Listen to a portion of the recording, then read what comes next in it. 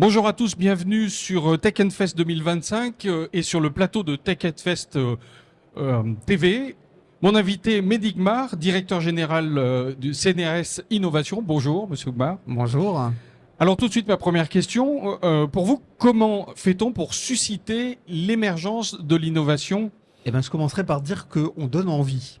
On va donner envie à nos chercheurs et nos chercheuses dans les laboratoires de penser en fait leur programme de recherche comme potentiellement de l'innovation. Et pour leur donner envie, rien de tel que l'exemple. Et c'est pour ça que le CNRS a lancé l'année dernière son réseau d'ambassadeurs de l'innovation.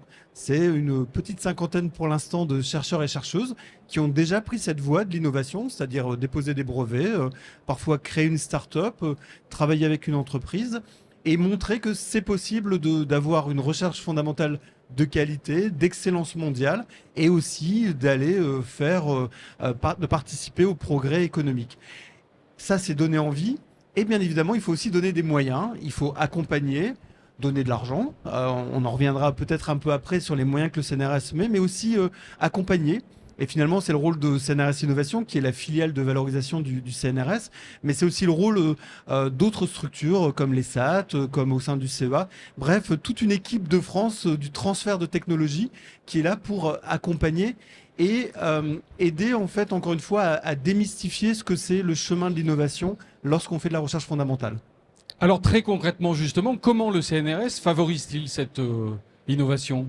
Alors le CNRS cette émergence, pardon. Émergence, qui est un très joli mot d'ailleurs, oui. Parce que l'émergence, c'est le début d'une histoire. Oui. Alors le CNRS a un programme qui s'appelle de prématuration. Alors on parle de prématuration, c'est notre jargon, mais c'est pour dire qu'on va financer les premières étapes où en fait la chercheuse ou le chercheur a une idée, mais en fait il a besoin de le concrétiser à travers un exemple, ce qu'on appelle nous des preuves de concept. La science est validée, la science est excellente, elle est validée, mais il faut avoir quelque chose à montrer aux potentiels investisseurs, aux potentielles entreprises. Et ce programme de prématuration, chaque année, alors il a 10 ans, on a fêté nos 10 ans il y a quelques mois, c'est 10 millions d'euros que met le CNRS chaque année pour financer une soixantaine de projets. Alors dans tous les domaines, le CNRS couvrant toutes les disciplines scientifiques, eh bien on fait de la santé, on fait de la chimie, on fait de l'informatique.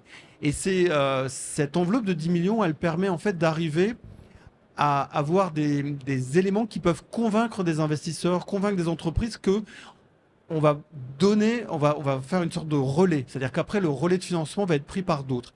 Et ça, je pense que c'est important, et c'est dans notre rôle de montrer que de la recherche fondamentale peut naître ces idées-là qui ensuite vont être financées, accompagnées par d'autres. Et nous, on est au début de l'histoire. Et on a pas mal de belles histoires. Et par exemple, je suis très heureux cet après-midi d'aller rejoindre la start-up Cobly, qui est dans le domaine du quantique et qui est une très belle start-up du CNRS et du CEA. Dont l'action aujourd'hui a été permise justement par ce programme du CNRS. Alors, pas forcément sur ce programme-là, mais par oui. plein d'actions, et notamment par l'action de la délégation CNRS Alpes.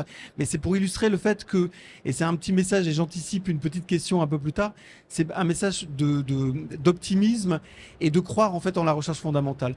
Oui, les quelques grandes startups du quantique françaises sont nées de la recherche fondamentale, et Cobly en est un très bel exemple.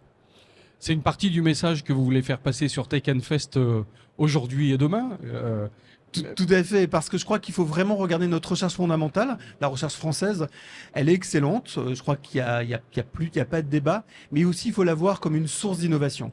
Je crois qu'il faut, et je pense qu'on a collectivement quand même réussi à faire passer le message, il faut plus regarder les laboratoires de recherche fondamentale comme des individus qui vivraient leur vie dans leur monde sans s'intéresser à la société. Dans les laboratoires de recherche, vous avez beaucoup de jeunes, de moins jeunes aussi, qui sont très sensibles à l'impact de la recherche. Et bien évidemment, créer une start-up dans le recyclage, par exemple, des matériaux rares, eh bien, c'est une façon que ces travaux de recherche ont un impact sur la société. Donc le message que je veux envoyer effectivement à toutes les entreprises présentes sur ce centre, c'est venez voir la recherche fondamentale, venez voir le CNRS, venez voir le CEA, venez voir l'UGA, parce que dans ces laboratoires qu'on a en tutelle commune, vous avez des futures pépites qui vont permettre à la France et à l'Europe de garder une forme de souveraineté.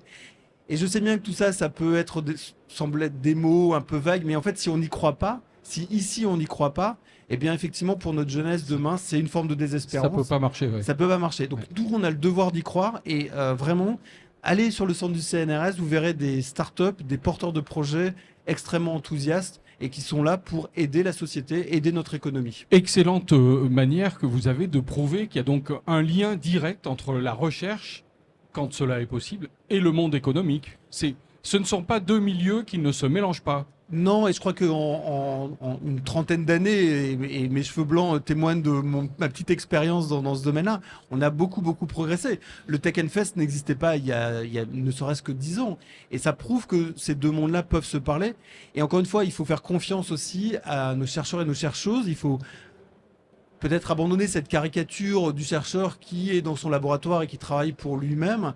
Non, on a une jeunesse qui est connectée au monde, au réseau et qui, bien évidemment, voit les grands enjeux de la transition énergétique, la transition numérique, la santé.